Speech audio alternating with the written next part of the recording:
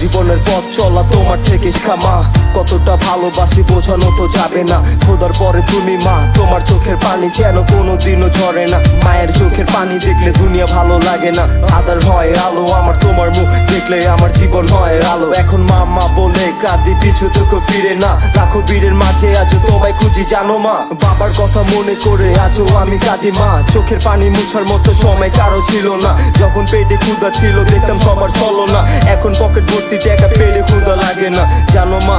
ও আমার পেটে ক্ষুধা লাগে না, আজ আমার পেটে ক্ষুধা লাগে না জানো মা।